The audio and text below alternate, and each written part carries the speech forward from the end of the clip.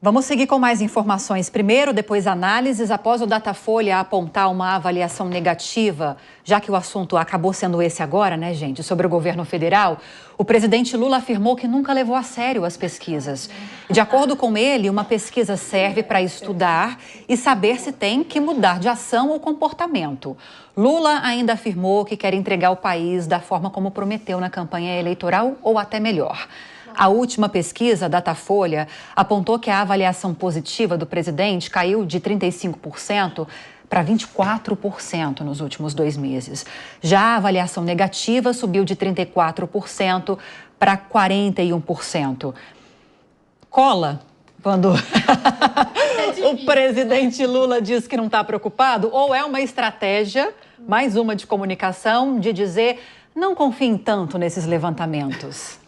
Olha, Lívia, se tem uma pessoa que está trabalhando nesse governo, ela se chama Sidônio, porque realmente nós conseguimos ver a ação dele na prática. Das outras áreas demora, às vezes, um pouco para a gente perceber, mas nessa área que é tão sensível, a gente consegue ver no dia a dia, né? A gente ria aqui enquanto ouvia essa frase, né? Essa colocação do presidente, porque de fato é fazer uma piada com a população, né? Você dizer que não se interessa ou não leva a sério, ou não acredita, ou qualquer que seja a palavra, né, utilizada para diminuir a importância de uma foto como essa.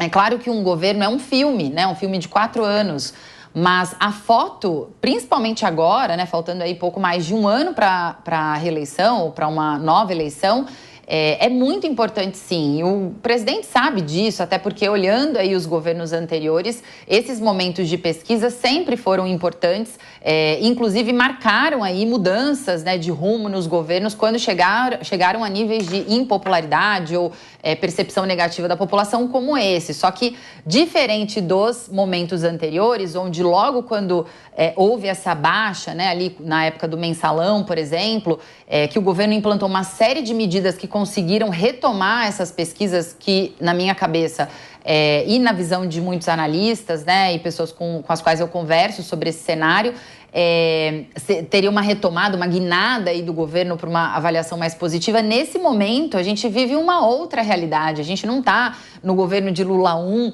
onde as políticas ali, o voto econômico, ele era muito mais claro, a base eleitoral estava muito mais segmentada, bem segmentada e alinhada à ideologia e às pautas do governo. Hoje a gente tem uma população que pensa muito diferente, a noção de prosperidade é muito diferente, como a Ellen trouxe aqui o exemplo. Eu fiquei pensando, as pessoas que passaram a ganhar mais, elas também queriam que sobrasse um pouquinho mais de dinheiro no final do mês, né? E não que tivesse se consumido todo esse aumento, essa renda maior com os gastos que ela já fazia antes, né? Ela não teve condições de crescer nas suas conquistas pessoais, por exemplo, em nada. Pelo contrário, ela se sente cada vez mais espremida ali num mundo que ela não consegue prosperar. Então, eu acho que daí vem a grande frustração, ou a pior frustração, né? Além de eu ter demorado tanto para conseguir um pouco mais, agora que eu consegui, os preços não me deixam prosperar. Então, é uma situação que coloca em xeque a popularidade do governo, essa avaliação, e ela é muito importante, né? Esse retrato, ele mostra o quão difícil está sendo para o governo implantar medidas que sejam sensíveis à população, que tenham uma resposta direta a esses números e que ajude ele a ter essa sensação de recuperação que, na minha visão, não deve acontecer nesse ano e deve perdurar de acordo com o que eles prevêem implementar até o final desse governo. Trazendo a discussão para a questão da articulação política, Ellen, acho que você vai concordar comigo que essa baixa popularidade do presidente Lula deixa o governo ainda mais dependente do Congresso Nacional para que pautas econômicas, que são bandeira desse governo, avancem na expectativa de minimizar esses problemas na economia, de melhorar um pouquinho o panorama da situação fiscal do país. Nesse começo de ano legislativo, você tem visto que o governo, executivo e legislativo têm caminhado num sentido positivo para trazer um pouco mais de governabilidade para o presidente Lula, para ele conseguir minimizar o impacto dessas notícias na área da economia negativas? Você tem esperanças de que pode melhorar essa relação? Não, Lívia, não tenho não. Não tenho esperança de que essa relação possa melhorar. concordo com você na análise de que o governo está cada vez mais refém de um Congresso para poder seguir adiante, para poder avançar suas pautas e com mais dificuldade também de conversar. Muito embora, a gente sabe que, por exemplo, o Supremo ali deu uma ajuda em relação às emendas, né? Há uma manifestação do próprio parlamento aí tentando também fazer alguns ajustes em relação a transparências, mas eu não vejo essa disponibilidade em corroborar com esse governo, sobretudo no momento em que outros atores começam a se apresentar e outros atores que podem ser mais fáceis de dialogar. Eu vou dar uma plagiada no Sartre, que dizer que o inferno são os outros, né? Os negacionistas sempre são os outros, né? Quando nos serve a ciência, a gente diz que acredita em pesquisa, a gente diz que acredita na ciência. Quando ela não nos serve, aí os negacionistas, né, sempre são os outros. Por que isso? Porque o Lula, ele está cercado de pessoas, as pessoas em que ele confia são pessoas que não têm coragem de fato, colocar a situação real para ele. Eu tenho a sensação, quando eu converso com quem tem mais acesso ao presidente, que o mundo que ele está vivendo realmente não é o mesmo mundo que a gente está vivendo.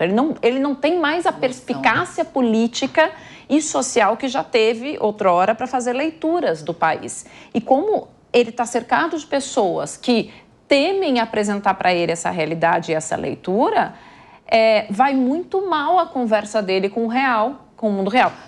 Por 2 anos, ele se preocupou mais em tentar um Nobel da Paz e não ficar olhando para dentro do país e não governar, né? E agora, quando cai a bomba real, ninguém tem coragem de dizer isso para ele. E aí ficou o quê? Uma negociação com o Congresso que é frágil, né? Um jeito de conseguir as coisas que é muito difícil e um Fernando Haddad vendido 2 anos antes de uma corrida presidencial, que poderia ser, por exemplo, um substituto para ele, mas que fica cada vez mais exposto em casos de comunicação ruim, que vai sujando a própria figura, vai marcando a própria figura. Mais pelo fogo amigo do que pela oposição? Muito mais pelo fogo amigo do que pela própria oposição, né? Então, me parece bem difícil esse resto de governo que a gente tem até a eleição. Lembrando, algo que eu também já comentei aqui, que hoje em dia as campanhas não começam em ano de campanha, a gente tem uma pré-campanha, ou seja, nós já estamos trabalhando em campanha nesse momento. Terminaram as eleições, já começa a campanha para as próximas eleições. Ana e Cíntia, mas começando pela Cíntia, até falamos mais cedo aqui na Jovem Pan News de uma projeção que foi divulgada pelo Ministério da Fazenda, uma Secretaria de Política Econômica do Ministério da Fazenda, dizendo que até o final do ano a inflação sobre os alimentos ela vai ceder. E há indicativos, explicações, até pelas motivações que a gente citou aqui, está chovendo mais, enfim, tem a questão das pautas econômicas que tem expectativa de avançar no Congresso Nacional, pelo menos expectativas. Então, nesse contexto todo, essa projeção do Ministério da Fazenda aponta para uma redução dos preços dos alimentos até o final do ano. Você consegue ver isso como algo assim possível? E ainda que seja, já que a gente está falando de um relatório técnico e não político, pode ter contorno político, mas é técnico, vai ser o suficiente para melhorar o humor da população depois de tudo que a gente está passando ultimamente? Olha só, talvez, se isso for quase um milagre. Se realmente o brasileiro perceber que, nossa, eu vou no mercado e eu estava gastando aí R$200 uma sacolinha e eu estou levando 2 agora, talvez as pessoas tenham um pouco de fé numa coisa que vai ladeira abaixo. E veja, eu sempre digo que eu adoraria comemorar isso no final desse ano. Adoraria mesmo, eu não me incomodo que é o governo PT, que é o governo de quem quer que seja, mas eu honestamente não acredito, mas não torço contra. Então, se realmente nós tivermos aí, por outros motivos, uma melhoria para isso, talvez o atual governo encontre fôlego, para quem gosta ou para quem não gosta, mas talvez ele encontre fôlego para ter um respiro, né? Que a impressão que a gente tem é que está submergindo. E assim, o que não dá para levar a sério é essa afirmação de que nunca levou a sério qualquer pesquisa, né? Isso não cola, não dá. Até porque se realmente não levasse a sério, não estaria preocupado em fazer tantas justificativas. O que a gente realmente não leva a sério, a gente nem comenta, né? Então, só o fato de comentar é desdenhoso, inclusive com a população. Me dá a impressão que é da seguinte questão, Lívia. eu não estou nem aí se vocês estão gostando do que eu estou fazendo ou não estão gostando. É isso que fica. E nesse sentido, eu penso que vai ter que melhorar muito a situação do país e dos alimentos para que tenha um respiro, para que melhore, como você disse, o humor geral. Não dá para a gente não traçar um paralelo, Ana, com a política americana. Você mesma chegou a dizer em várias ocasiões que de todos os problemas lá nos Estados Unidos, todas as polêmicas em torno de Donald Trump, a economia foi o principal motivo que levou a população nos Estados Unidos a elegerem mais uma vez Donald Trump. Preocupadas com a repetição de uma política econômica implementada nos últimos anos pelo Joe Biden. Você vê que a população brasileira, o humor, usando a mesma palavra que eu usei com a Cíntia, o humor do brasileiro também aponta para essa preocupação maior, acima de tudo, com a economia, que pode mudar os rumos da política muito brevemente? Lívia, eu acho que sim, né? É um pouco a tendência que a gente verificou lá nos Estados Unidos, porque tem uma questão, né?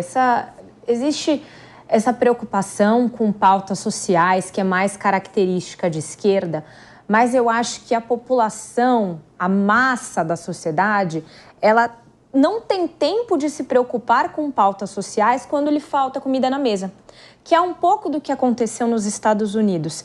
É óbvio que as pessoas, em circunstâncias normais, querem que os direitos das minorias sejam respeitados, querem que todo mundo tenha segurança, todo mundo tenha dignidade. Eu sou, inclusive, uma entusiasta de pautas sociais.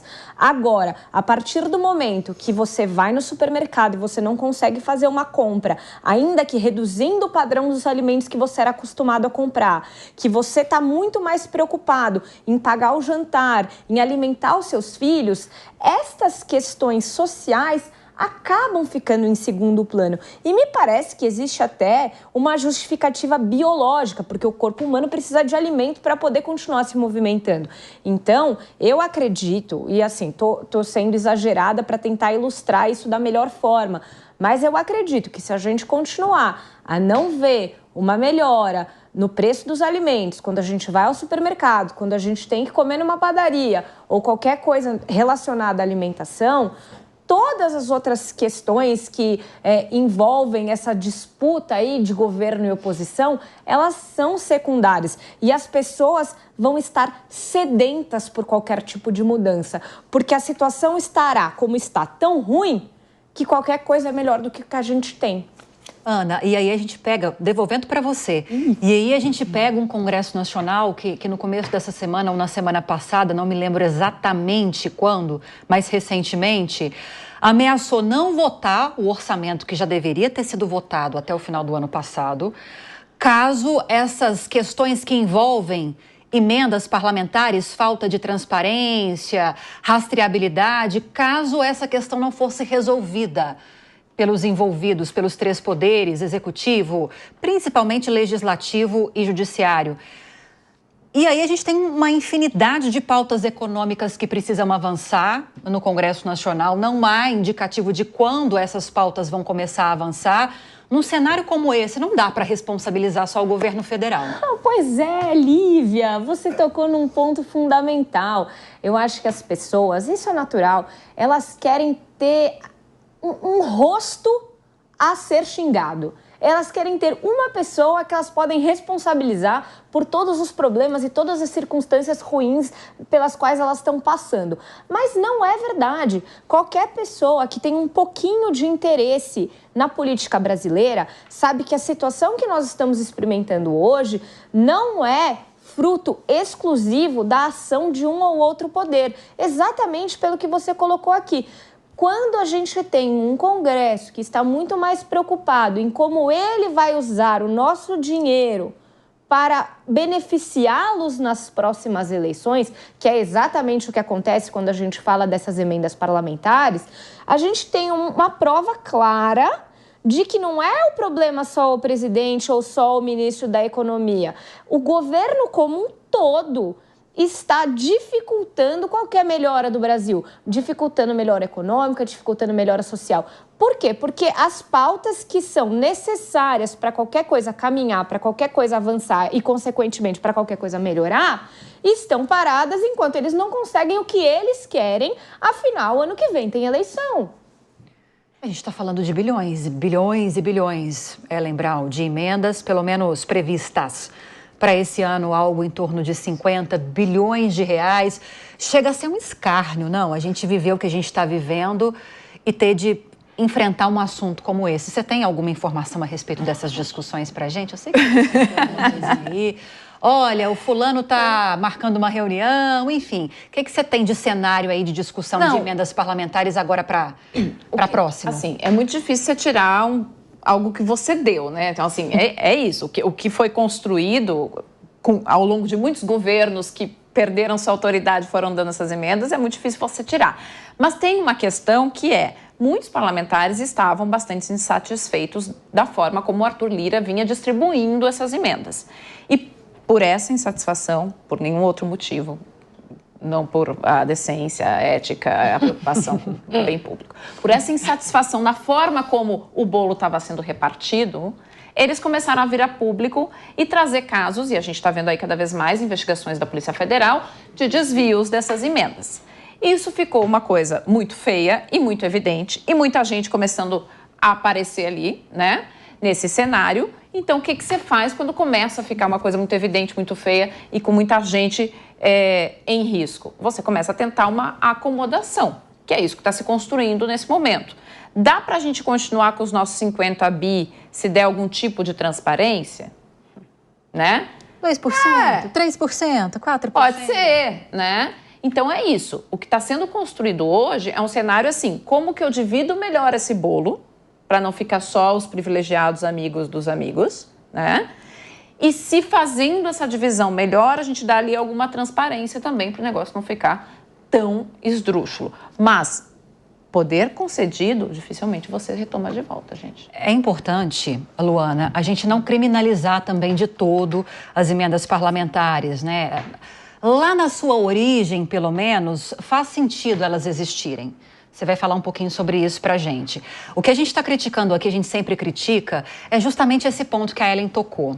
A falta de rastreabilidade, a falta de transparência, que culminam, em alguns casos, em corrupção, em desvio de dinheiro público. Daí essas investigações, várias delas conduzidas pela Polícia Federal, investigações que já estão tramitando em ações penais no Supremo Tribunal Federal. O problema é esse, mas por que há tanta resistência, então, em se discutir um formato, um modelo que agrade a gregos e troianos, elas continuem sendo pagas, os parlamentares possam continuar destinando para os seus redutos? Qual que é o problema nisso tudo?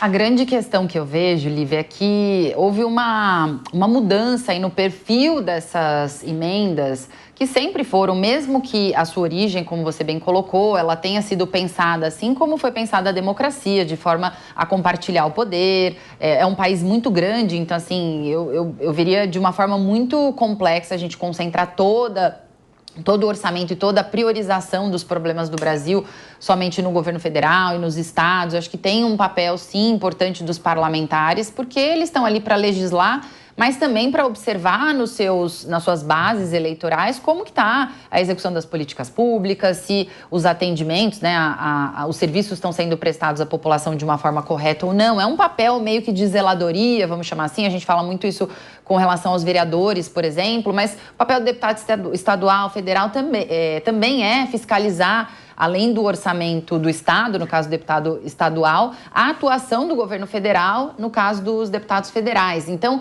tem sim um papel e uma razão de existir as emendas e nas democracias do mundo isso acontece também, né? Não é uma jabuticaba, não é só no Brasil. Mas isso foi mudando ao longo do tempo. A Ellen mencionou uma frase, né, conforme os governos foram perdendo poder. Acho que isso é um ponto importante de ressaltar, porque as emendas, além delas fazerem esse papel, é óbvio que elas trazem bônus político para os políticos que estão destinando esses recursos ali nos seus redutos eleitorais. Então, quando o governo federal, a União, perde força nessas articulações em poder interferir ali nas discussões, nos debates, na priorização da aplicação desses recursos e das pautas prioritárias no Congresso, ele acaba entregando mais poder para os parlamentares. Então, o que aconteceu depois da pandemia foi que vocês lembram que a gente não tinha... Óbvio que a gente sempre teve essa discussão sobre o quanto as emendas são usadas politicamente, mas não se falava tanto sobre a questão da transparência. Por quê? A maior parte das emendas, tirando as emendas PIX, que a gente apelidou de emendas PIX, elas já têm mecanismos de transparência. Só que durante a pandemia, a gente acabou recorrendo a esse mecanismo de envio direto dos recursos, né? Por isso que chamou de PIX, que é aquela transferência rápida, para que os recursos chegassem mais rápido, não precisasse toda uma burocracia para poder destinar ali as ações voltadas para a pandemia. Só que isso acabou ficando, e aí virou o direito adquirido. Então, óbvio que muitas vezes a gente faz uma coisa boa, mas acaba transformando ela numa muleta ou num direito adquirido que não é real, não é necessário. Então, na minha visão, Lívia, hoje essa queda de braço que está acontecendo aí com a questão das emendas se deve, ao ponto da transparência, que ele é legítimo, ele é importante, mas também porque, a partir disso, o Congresso, que já está com muito poder, porque o governo central, né, o nosso governo federal, não está conseguindo exercer o seu próprio poder, ele se apropriou de uma parte de um poder que deveria ser do presidente, deveria ser do seu grupo político, deveria ser de uma agenda de país. Essas emendas se tornaram, então, uma moeda de troca que acaba sendo utilizada pelo governo para conseguir colocar mais pressão e colocar mais a sua participação, né, o seu olhar ali sobre a ação do Congresso. Então, é um cenário, Lívia, é uma conjuntura, né? Por isso que a gente não pode demonizar as emendas, mas também não deixar de olhar para isso, porque é muito dinheiro, né? Só as emendas PIX são 8 bilhões desse volume todo, né? De mais de 50 bilhões, que é o total das emendas. Então, a gente tem que olhar, tem que cobrar, tem que fiscalizar, porque é muito dinheiro, mas também entender que tem um fator conjuntural que afeta muito a percepção e a forma como ela está sendo usada.